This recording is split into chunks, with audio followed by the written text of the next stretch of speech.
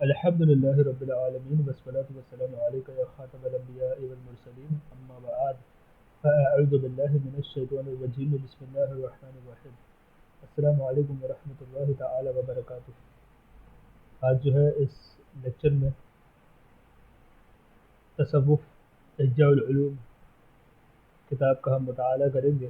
یہ lesson number 5 ہے ہمارا احجاء العلوم کا، پیج نمبر 46 سے 54 تک انشاءاللہ تعالی اس لیکچر میں کور کرنے کی کوشش کریں گے۔ تصدیق حاصل کرنے کے طریقے اور ایمان کی مثالیں۔ ایمان کے مذکور درجے جو ہم نے ابھی دیکھے تھے لاسٹ لیکچر میں، ایمان کے مذکورہ درجوں کی وضاحت ایک مثال کے ذریعے بیان کی جاتی ہے۔ فرض کیجئے آپ کو تصدیق کرنی ہے کہ واقع زید گھر میں ہے، تو اس بات کی تصدیق کے 3 طریقے ہیں۔ یعنی آپ کو دیکھنا ہے کہ کوئی زید نام کا کوئی شخص ہے، کوئی کسی بھی فرد کو نا، شریعت میں جب ہم کو کسی کا نام نہیں بتانا ہوتا تو ہم کہتے ہیں کہ زید، تو زید نے ایسا کیا، زید کے ساتھ ایسا ہوا، تو اس کا مطلب ہوتا ہے کسی ایک انسان، کوئی ایک پرٹیکولر رینڈم پرسن آپ اس کو تسلیم کر لیں اس طریقے سے۔ تو اگر آپ کو پتہ کرنا ہے کہ زید گھر پہ ہے یا نہیں، تو امام غزالی فرماتے ہیں کہ اس کی تصدیق کے 3 طریقے ہیں۔ پہلا طریقہ یہ ہے کہ خبر دینے والے کی سچائی آپ کے نظر میں تجربے سے ثابت ہے۔ یعنی جو آپ کو بول رہا ہے کہ ہاں زید گھر پہ ہے، تو آپ کو پتہ ہے کہ یہ جو بول رہا ہے سچا ہے یا نہیں، تجربے سے آپ کو یہ چیز ثابت ہو۔ نہ تو کبھی نہ تو کبھی اسے جھوٹ بولتے دیکھا گیا اور نہ ہی جھوٹ کی نسبت اس کی طرف کی گئی ہو، بلکہ دل اس کی طرف سے ایسا مطمئن ہو کہ اس کی خبر سنتے ہی یقین حاصل ہو جائے۔ یہی مثال ہے تقلیدی اور عوامی ایمان کی، کیونکہ بچہ جب کچھ سمجھدار ہوتا ہے تو اللہ تبارک و تعالیٰ کے وجود، اس کے علم، ارادے، قدرت اور تمام صفات، نیز انبیاء کرام علیہم السلام کی بعثت اور ان کے لائے ہوئے احکامات کے بارے میں جیسا اپنے ماں باپ سے سنتا ہے اس پر یقین کر لیتا ہے اور ثابت قدم رہتا ہے۔ ماں باپ اور اپنے دیگر بڑوں کے متعلق بچوں کو ایسا حسن ظن ہوتا ہے کہ ان کی بتائی ہوئی بات کے خلاف اس کے دل میں کوئی بات آتی ہی نہیں۔ یہ ایمان آخرت میں نجات کا باعث تو ہے، لیکن ایسا ایمان رکھنے والا اصحاب یمین کے کمزور لوگوں میں شمار کیا جاتا ہے، مقربین کے درجے پر فائز نہیں ہوتا، کیونکہ ایسے شخص پر نہ کشف ہوتا ہے، نہ اسے نگاہ بصیرت حاصل ہوتی ہے اور نہ ہی نور یقین اور معرفت کے سبب اس کے سینے کشادے ہوتے ہیں۔ نیز سنی سنائی ان اعتقادی باتوں میں غلطی کا امکان بھی ہوتا ہے کہ یہود و نصارہ اپنے ماں باپ سے جو اعتقادی باتیں سنتے ہیں انہی پر یقین رکھتے ہیں، حالانکہ ان کا اعتقاد غلط ہے، کیونکہ انہیں غلط عقائد ہی بتائے جاتے ہیں، جبکہ مسلمان درست اعتقاد رکھتے ہیں کیونکہ انہیں صحیح اور سچے عقائد ہی بتائے جاتے ہیں۔ سبحان اللہ۔ دوسرا طریقہ تصدیق حاصل کرنے کا دوسرا طریقہ یہ ہے کہ آپ کو گھر سے زید کی آواز سنائی دے، تو اس آواز کو دلیل بنا کے آپ زید کے گھر میں ہونے کا یقین کر لیں۔ یہ تصدیق پہلے والی، یعنی کسی کی بات سن کر حاصل ہونے والی تصدیق سے زیادہ قوی ہے۔ یعنی اس میں آپ نے خود سن لیا تو یہ پہلے والی سے زیادہ اسٹرانگ دلیل ہے۔ مثلا جب آپ سے کہا جائے کہ زید گھر میں ہے، پھر آپ خود زید کی آواز سن لیں تو آپ کا یقین پختہ ہو جاتا ہے، کیونکہ انسان نے جس سے ملاقات کی ہو، اس کی آواز سنی ہو، تو اس کی آواز اس کی شکل اور صورت پر دلالت کرتی ہے اور دل تصدیق کرتا ہے کہ یہ آواز اسی شخص کی ہے۔ یہ ایمان کے دوسرے درجے کی مثال ہے۔ دوسرا درجہ جو ہم نے دیکھا تھا علماء متکلمین کا، تو امام غزالی فرماتے ہیں کہ یہ ایمان کے دوسرے درجے کی مثال ہے جس میں دلیل پر بھی غور و فکر ہوتی ہے۔ غلطی کا امکان اس صورت میں بھی رہتا ہے کیونکہ بعض لوگوں کی آوازیں ایک دوسرے کے مشابہ ہوتی ہے، یعنی سملر ہوتی ہے، اور کسی کی نقل بھی اتاری جا سکتی ہے، حالانکہ سننے والے کا ذہن اس طرف جاتا ہی نہیں، کیونکہ وہ نہ اس تہمت کا مقام سمجھتا ہے کیونکہ نہ وہ اسے تہمت کا مقام سمجھتا ہے، نہ اس مکاری اور نہ اس دھوکہ دہی سے واقف ہوتا ہے، یعنی کبھی یہ خیال آتا ہی نہیں کہ ایسا ہو بھی سکتا ہے کر کے۔ تیسرا طریقہ تصدیق حاصل کرنے کا ایک طریقہ یہ ہے کہ آپ خود گھر میں داخل ہو جائیں، زید کو اپنی آنکھوں سے دیکھیں اور اس کا مشاہدہ کریں۔ اسے حقیقی معرفت اور عین الیقین کہتے ہیں۔ سبحان اللہ، کتنی پیاری مثالوں سے اور پرفیکٹ مثالوں سے انہوں نے سمجھایا ہے امام غزالی نے۔ یہ مقربین، صدیقین اور عارفین کی معرفت کی مثال ہے، کیونکہ انہیں مشاہدہ حق کے ذریعہ ایمان حاصل ہوتا ہے۔ ان کا ایمان عوام اور علماء متکلمین کے ایمان سے ممتاز ہے، کیونکہ اس میں خطا کا کوئی امکان ہی نہیں۔ البتہ ان کے علوم اور کشف میں تفاوت کے سبب ان کے درجات بھی مختلف ہوتے ہیں۔ کشف اور معرفت میں تفاوت کی مثال یہ ہے کہ ایک شخص زید کو قریب سے گھر کے صحن میں اور سورج کی روشنی میں دیکھتا ہے، اسے تو کامل ادراک حاصل ہوگا۔ دوسرا اسے دور سے رات کے وقت دیکھتا ہے، اس کو زید کی صورت تو نظر آئے گی، جس کے سبب اسے زید کی موجودگی کا یقین حاصل ہو جائے گا، لیکن اس کی شکل میں موجود باریکی اور پوشیدہ رازوں سے واقف نہیں ہو سکے گا۔ امور الہیہ کے مشاہدہ میں بھی اس طرح فرق ہوتا ہے۔ سبحان اللہ، یعنی جس کو جتنا اللہ تعالیٰ کے قریب درجہ حاصل ہوا، اسے اتنی بہترین معرفت نصیب ہوگی انشاءاللہ۔ اس طرح معرفت کے بلندیوں تک پہنچانے والے علوم میں تفاوت کی مثال یہ ہے کہ ایک شخص ایک ہی گھر زید، عمر، بکر اور دیگر لوگوں کو بھی دیکھ رہا ہوتا ہے، جبکہ دوسرا صرف زید کو دیکھتا ہے۔ یقیناً یہ معرفت علوم کی زیادتی کے سبب حاصل ہوتا ہے۔ سبحان اللہ، یہ حالت اس دل کی ہے جسے معرفت الہی حاصل ہو۔ سبحان اللہ، ماشاء اللہ۔ اچھا، جو لفظ تفاوت ہم نے دیکھا نا، اس کا معنی ہوتا ہے کمی بیشی، یعنی کم زیادتی ہونا، ٹھیک ہے۔ 5ویں فصل یہاں پر مکمل ہوئی۔ 6ٹھی فصل ہے عقلی، دینی، دنیاوی اور اخروی علوم اور دل۔ یہ ہماری 6ٹھی فصل ہے، اس میں ہم عقل پر، دین پر، دنیاوی اور اخروی علوم، ان تمام نالج کے اوپر، ان تمام علم کے اوپر، یہ سب فیلڈز آف نالج پہ انشاءاللہ تعالی کلام ہوگا۔ ما قبل میں ذکر کیا جا چکا، یعنی اس کے پہلے ہم لوگ یہ ساری چیزیں پڑھ کر آ چکے۔ ما قبل میں ذکر کیا جا چکا کہ دل میں فطری طور پر اشیاء کی حقائق جاننے کی صلاحیت رکھی گئی ہے، لیکن اسے حاصل ہونے والے علوم مختلف ہوتے ہیں۔ ابتداً یہ 2 طرح کے ہیں۔ نمبر 1 عقلیہ، ٹھیک ہے۔ نمبر 2 دینیہ شرعیہ۔ پھر عقلی علوم کی 2 قسمیں ہیں، بدیہی، نمبر 2 نظری۔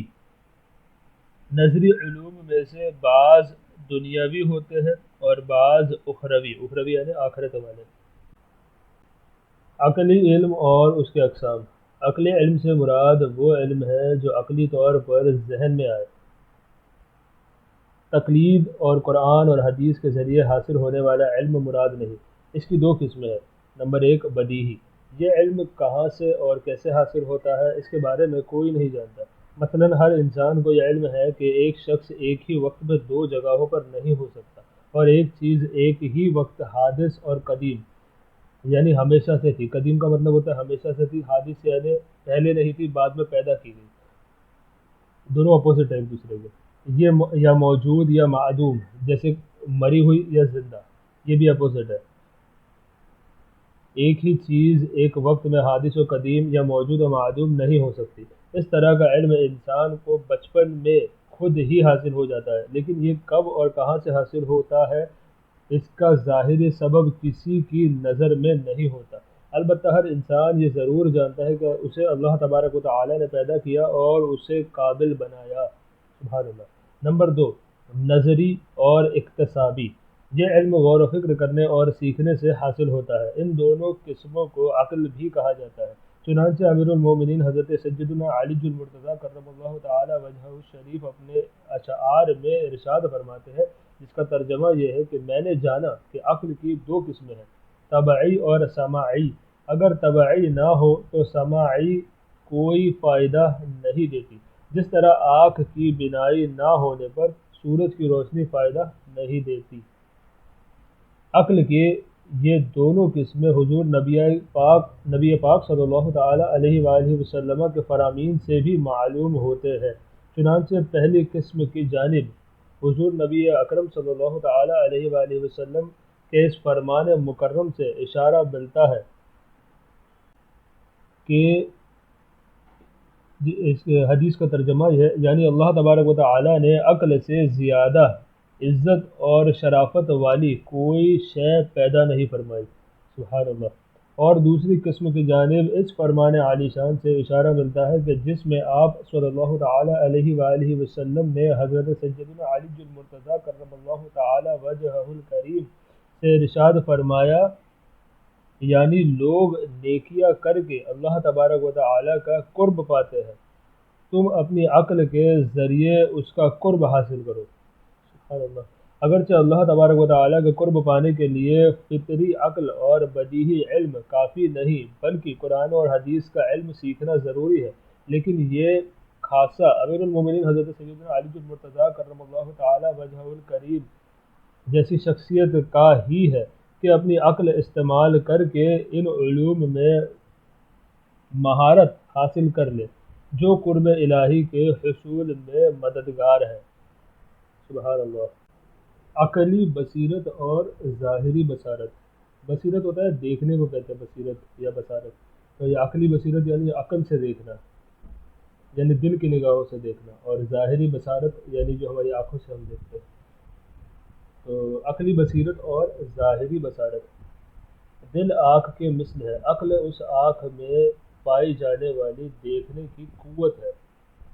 ٹھیک ہے، عقل کیا ہے؟ اس آنکھ میں پائی جانے والی دیکھنے کی قوت ہے۔ یہ قوت ایک لطیفہ ہے، جس کے دل کی آنکھ روشن نہیں وہ محروم رہتا ہے، اور جس کے دل کی آنکھ روشن ہو وہ اگرچہ آنکھیں بند کر لے یا رات کی تاریکی چھا جائے، وہ اس لطیفے سے محروم نہیں ہوتا۔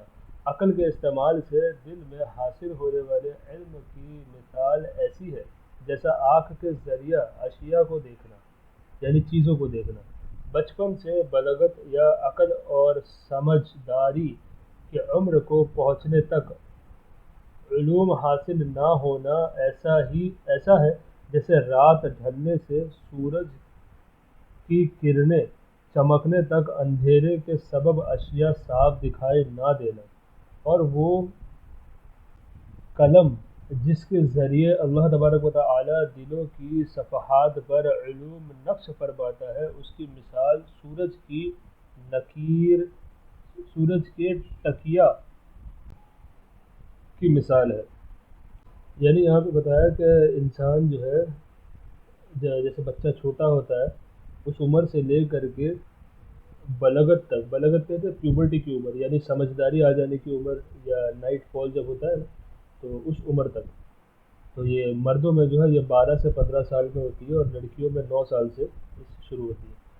تو بلغت کی عمر تک امام غزالی فرماتے کہ اگر لوگ علم حاصل نہ کرے، یعنی جو فرض علوم ہوتا ہے سیکھنا عقیدے کے متعلق، اور یہ ساری چیزیں جو ہم یہاں پر پڑھتے آ رہے ہیں، ان تمام چیزوں کو اگر بچوں کو نہ سکھایا جائے تو یہ بالکل ایسا ہے کہ جیسے رات ڈھل گئی اور سورج کی کرنیں نکلنے تک، یعنی صبح نکلنے تک ہم کو رات بھر نہ ہم نے لائٹ آن کی نہ کچھ کیا، اب ہمیں کچھ بھی دکھائی نہیں دے رہا، تو ہم اندھیرے میں ہیں، اور جیسے ہی سورج کی کرنیں نکلی، یعنی جیسے ہی انسان بالغ ہو گیا، اب اس کے اوپر جو ہے اس کو اشیاء دکھنے لگی، اور تو سن شعور کو پہنچنے سے پہلے تک بچے کا دل علوم سے اس لیے محروم رہتا ہے کیونکہ بچے کے دل کی تختی علوم حاصل کرنے کے لیے تیار نہیں ہوتی، اور قلم اللہ تبارک و تعالی کی وہ مخلوق ہے جو انسانوں کے دلوں میں علوم نقش کرنے کا ذریعہ ہے۔ چنانچہ اللہ تبارک و تعالی ارشاد فرماتا ہے الذی علم بالقلم علم الانسان ما لم يعلم۔ جس طرح اللہ تبارک و تعالی کی صفات مخلوق کی صفات کی طرح نہیں، اسی طرح یہ قلم بھی مخلوق کے قلم کی طرح لکڑی یا بانس کا بنا ہوا نہیں، جیسا کہ اللہ تبارک و تعالی عرض ہونے سے پاک ہے۔ سبحان اللہ۔ جیسا کہ اللہ تبارک و تعالی جوہر اور عرض ہونے سے پاک ہے۔ اچھا، یہاں پر جو دو آیتیں پڑھی نا میں نے، اس کا ترجمہ کنز ایمان یہ ہے کہ جس نے قلم سے لکھنا سکھایا، آدمی کو سکھایا جو نہ جانتا تھا۔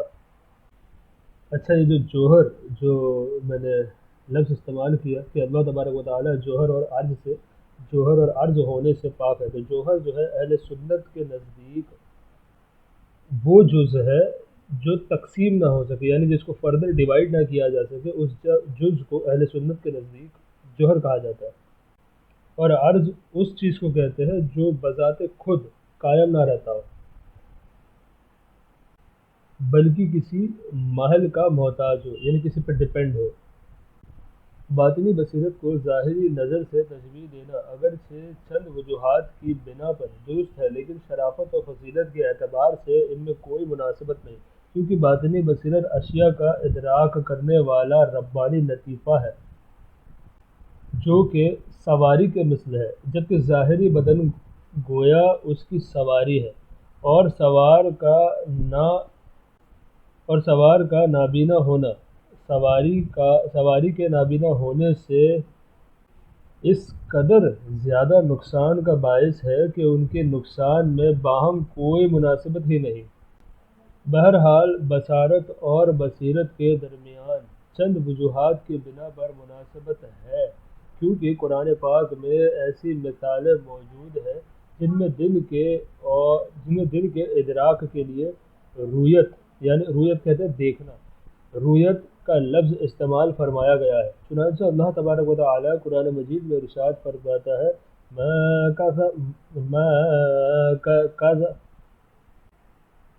ما کذب الفؤاد ما رآ۔ ترجمہ کنز ایمان، دل نے جھوٹ نہ کہا جو دیکھا۔ اس آیت مبارک میں دل کے ادراک کرنے کو رویت یعنی دیکھنا فرمایا گیا۔ آیت نمبر 2، وَكَذَلِكَ نُورِي إِبْرَاهِيمَ مَلَكُوتَ السَّمَاوَاتِ وَالْأَرْضِ۔ ترجمہ کنز ایمان، اور اسی طرح ہم ابراہیم کو دکھاتے ہیں ساری بادشاہی آسمانوں اور زمین کی۔ اس آیت مبارک میں ظاہری آنکھ سے دیکھنا مراد نہیں ہے، کیونکہ وہ حضرت سیدنا ابراہیم علیہ السلام ہی کے ساتھ خاص نہیں کہ اسے احسان کے طور پر ذکر کیا جائے، یعنی فزیکل آنکھ ہم سب کے پاس ہے، بلکہ یہاں مراد باطنی بصارت کی نگاہ سے دیکھنا ہے۔ بصارت اور بصیرت کے درمیان مناسبت یوں بھی ثابت ہے کہ قرآن پاک میں بصیرت کی ضد لفظ عمی یعنی اندھا پن سے بیان فرمایا گیا ہے۔ چنانچہ ارشاد باری تعالی ہے فَإِنَّهَا لا تعمى الأبصار ولكن تعمى القلوب التي في الصدور۔ ترجمہ کنز ایمان، تو یہ کہ آنکھیں اندھی نہیں ہوتی بلکہ وہ دل اندھا ہوتا ہے جو سینوں میں ہے۔ سبحان اللہ، اللہ اکبر، اللہ تعالیٰ کی پناہ۔ وَمَنْ كَانَ فِي هَذِهِ أَعْمَى فَهُوَ فِي الْآخِرَةِ أَعْمَى وَأَضَلُّ سَبِيلًا۔ ترجمہ کنز ایمان، اور جو اس زندگی میں اندھا ہو وہ آخرت میں اندھا ہے اور بھی زیادہ گمراہ۔ یہ تمام عقلی علوم کا بیان تھا۔ سبحان اللہ۔ دینی علوم سے کیا مراد ہے؟ دینی علوم سے مراد یہ ہے کہ انبیاء کرام علیہ السلام کے لائے ہوئے احکامات کا علم بطور تقلید حاصل کیا جائے۔ یہ علوم کتاب اللہ اور احادیث رسول جل وعلا و صلی اللہ تعالی علیہ وآلہ وسلم پڑھنے سننے اور ان کے معانی سمجھنے سے حاصل ہوتا ہے۔ سبحان اللہ۔ انسان دینی اور عقلی دونوں علوم کا محتاج ہے۔ دینی علوم کے سبب دل با کمال صفات کا مالک ہوتا ہے اور تمام باطنی بیماریوں سے محفوظ رہتا ہے۔ عقلی علوم کی اگرچہ دل کو حاجت ہے، لیکن یہ دل کی حفاظت کے لیے ناکافی ہے، جیسا کہ عقل بدن کو ہمیشہ تندرست رکھنے کے لیے ناکافی ہے۔ اسی لیے عقل ہونے کے باوجود انسان دوائیوں اور جڑی بوٹیوں کی خصوصیات جاننے کا محتاج ہوتا ہے کہ طبیبوں کی صحبت اختیار کی جائے، طبیبوں سے کچھ سیکھا جائے، کیونکہ محض عقل کے ذریعے ان کی خصوصیات نہیں جانی جا سکتی، لیکن طبیبوں کی صحبت کے بعد انہیں سمجھنا عقل کے ذریعے سے ممکن ہے۔ سبحان اللہ، اتنی اچھی اگزامپلز اور مثالیں دے کر کے امام غزالی سمجھا رہے۔ اللہ کرے یہ بات آپ کے ہمارے سمجھ میں آ جائے اور اللہ تعالیٰ اس پر ہمیں عمل کرنے کی بھی توفیق عطا فرمائے انشاءاللہ، آمین۔ معلوم ہوا کہ انسان قرآن اور حدیث کا علم سیکھنے اور عقل دونوں کا محتاج ہے۔ تو جو شخص عقل کو ایک طرف رکھ کر صرف قرآن اور حدیث پڑھنے کی دعوت دے وہ جاہل ہے، اور جو قرآن و حدیث کے انوار حاصل کیے بغیر محض عقل پر بھروسہ کرے وہ دھوکے میں ہے، وہ بھی دھوکے میں ہے۔ پس ان دونوں قسم کی لوگوں سے بچو، یعنی امام غزالی فرماتے ہیں کہ ایسے دونوں ٹائپ آف لوگوں سے ہمیں بچنا چاہیے۔ پس ان دونوں قسم کے لوگوں سے بچو اور عقل کو حاضر رکھتے ہوئے قرآن و حدیث کا علم حاصل کرو، کیونکہ علوم عقلیہ غذا کے مانند ہے، یعنی کھانے کے مانند ہے، غذا کے مانند ہے، اور علوم دینیہ اور شرعیہ دوا کے مانند ہے۔ جبکہ انسان مریض ہے اور مریض کو اگر دوا کے بغیر غذا دی جائے، یعنی دوا کے بنا صرف اس کو کھانا دیا جائے تو نقصان کا اندیشہ رہتا ہے۔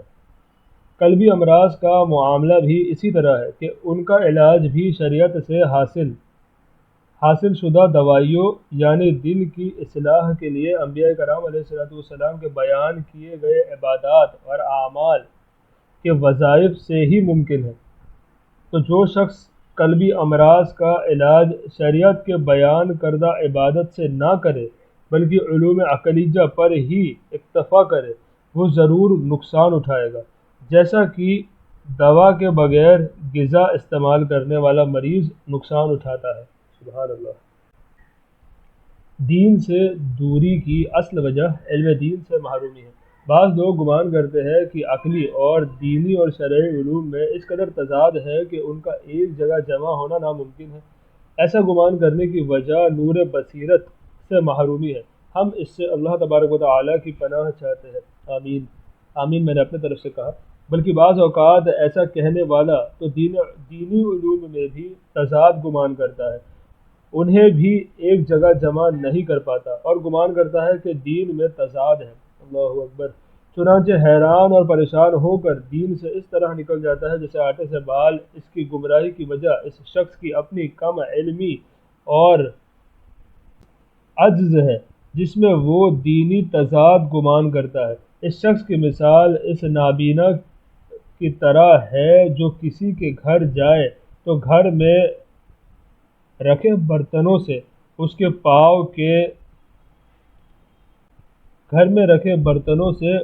پاؤں کی ٹھوکر لگ جائے، اس پر وہ کہے برتن نیچے راستے میں کیوں رکھے ہیں، اپنی جگہ کیوں نہیں رکھے؟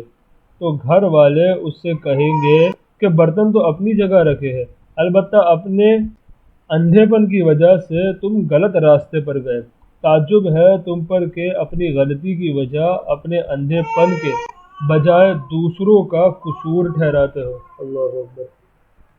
مذکورہ کلام سے ظاہر ہو گیا کہ دینی اور عقلی یعنی نظری اور قذبی علوم کے درمیان ایک خاص تعلق ہے۔ ظاہری نظری جو علم ہے، عقلی علم اور دینی علم، اس میں ایک خاص تعلق ہے۔ علوم عقلیہ نظریہ کی اقسام۔ عقلی نظری علوم کی دو قسمیں ہیں۔ نمبر ایک دنیاوی، مثلا طب، حساب، ہندسہ، نجوم اور دیگر دنیاوی علوم۔ نمبر دو اخروی یعنی آخرت کے، مثلا دل کے احوال یعنی اس کے مختلف حال، different states of your heart, احوال، اعمال کی آفات اور اللہ تبارک و تعالیٰ کی ذات و صفات اور اس کے افعال کا علم۔ اسے ہم تفصیلاً علم کے بیان میں ذکر کر چکے ہیں۔ یہ دونوں ایک دوسرے کی ضد ہے۔ کسی ایک کو حاصل کرنے والا، اس کی گہرائی میں ڈوب جانے والا شخص اکثر دوسرے علم میں مہارت حاصل کرنے سے محروم رہتا ہے۔ امیر المومنین حضرت سیدنا علی المرتضیٰ کرم اللہ تعالی وجہہ الشریف نے دنیا اور آخرت کے 3 مثالیں بیان فرمائی ہیں۔ چنانچہ دنیا اور آخرت کی 3 مثالیں امیر المومنین حضرت سیدنا علی المرتضیٰ کرم اللہ تعالی وجہہ الشریف نے فرماتے ہیں۔ نمبر ایک، دنیا اور آخرت ترازو کے 2 پہلو کی طرح ہے۔ وہ جو بیلنس اسکیل آتی ہے نا، میزان، اس کے 2 پہلو کی طرح ہے۔ نمبر 2، مشرق اور مغرب کی مثل ہے یعنی ایسٹ اور ویسٹ کی مثل۔ نمبر 3، 2 سکنوں کی طرح ہے۔ سکنوں کہتے ہیں بیوی کو، یعنی 2 بیویوں کی طرح ہے، ایک راضی ہو تو دوسری ناراض ہو جاتی ہے۔ یہی وجہ ہے کہ تم دیکھو گے کہ جو دنیاوی علوم مثلا علم طب، حساب، ہندسہ اور فلسفہ وغیرہ میں مہارت رکھتے ہیں، اکثر وہ اخروی علوم یعنی آخرت کے علوم سے عاری ہوتے ہیں، خالی ہوتے ہیں، اور جو اخروی علوم کی باریکیوں سے واقف ہوتے ہیں وہ اکثر اور بیشتر دنیاوی علوم سے ناواقف ہوتے ہیں، کیونکہ عام طور پر عقل ان دونوں کو ساتھ جمع کرنے کی صلاحیت نہیں رکھتی، بلکہ ایک علم دوسرے میں کمال حاصل کرنے سے مانع ہو جاتا ہے، اس کے آڑے آ جاتا ہے۔ اس لیے حضور پرنور صلی اللہ تعالی علیہ وآلہ وسلم نے فرمایا، یعنی بے شک اکثر جنتی بھولے بھالے ہوں گے۔ حدیث مبارک سے مراد دنیاوی معاملات میں بھولا بھالا ہونا ہے، دینی معاملات میں نہیں۔ دینی معاملات ان کو پتہ ہوں گے، لیکن دنیاوی معاملات میں بھولے بھالے ہوں گے۔ حضرت سیدنا حسن بصری رحمۃ اللہ تعالی علیہ نے دوران وعظ فرمایا، ہم ایسے لوگوں کو جانتے ہیں جنہیں تم دیکھ لو تو دیوانہ کہو، اور اگر وہ تمہیں دیکھ لے تو تمہیں شیطانی گروہ کہے۔ شیطانی گروہ اس لیے کہے کہ وہ لوگ دنیا میں اتنا بزی ہے اور دین کو جو ہے پس پشت ڈالے ہیں، ایسے لوگوں کے بارے میں فرما رہے۔ دنیاوی علم والے کی بات سن کر دین سے دور نہ ہو۔ خبردار، دنیاوی علوم میں مہارت رکھنے والے شخص کو اگر تم دین کے کسی غیر مشہور بات کا بھی انکار کرتے سنو تو اس کے دھوکے میں آ کر دین کا انکار نہ کر بیٹھنا، کیونکہ مشرق کی طرف چلنے والا شخص مغرب کی طرف پائی جانے والی شے حاصل کرنے میں کبھی کامیاب نہیں ہوتا۔ دنیا اور آخرت کا معاملہ بھی اسی طرح ہے۔ انہی دنیا داروں کے متعلق اللہ تبارک و تعالی ارشاد فرماتا ہے، ترجمہ کنز ایمان، بے شک وہ جو ہمارے ملنے کی امید نہیں رکھتے اور دنیا کی زندگی پسند کر بیٹھے اور اس پر مطمئن ہو گئے۔ دوسری آیت ترجمہ کنز ایمان، جانتے ہیں آنکھوں کے سامنے کی دنیا زندگی اور وہ آخرت سے پورے بے خبر ہے۔ نمبر 3 ترجمہ کنز ایمان، تو تم اس سے منہ پھیر لو جو ہماری یاد سے پھرا اور اس نے نہ چاہیے مگر دنیا کی زندگی، یہاں تک ان کے علم کی پہنچ ہے۔ دنیاوی اخروی دونوں علوم میں کامل بصیرت انبیاء کرام علیہ السلام کو ہے، جنہیں اللہ تبارک و تعالی نے نبوت عطا فرما کر بندوں کے دنیاوی اور اخروی معاملات کے درستی کے لیے چن لیا۔ فرشتوں کے ذریعے ان کی تائید فرمائی اور قوت الہیہ کے ذریعے ان کی مدد فرمائی، جن کے اختیار میں تمام امور ہے۔ بقیہ تمام لوگوں کے دل اگر دنیا میں مشغول ہو جائے تو آخرت سے غافل ہو جاتے ہیں اور اخروی معاملات میں کمال حاصل کرنے سے محروم رہتے ہیں۔ آج کا ہمارا درس یہیں تک، انشاءاللہ تعالی اگلے درس میں کنٹینیو کریں گے۔ تب تک کے لیے دعا کی درخواست۔ السلام علیکم ورحمۃ اللہ تعالی وبرکاتہ۔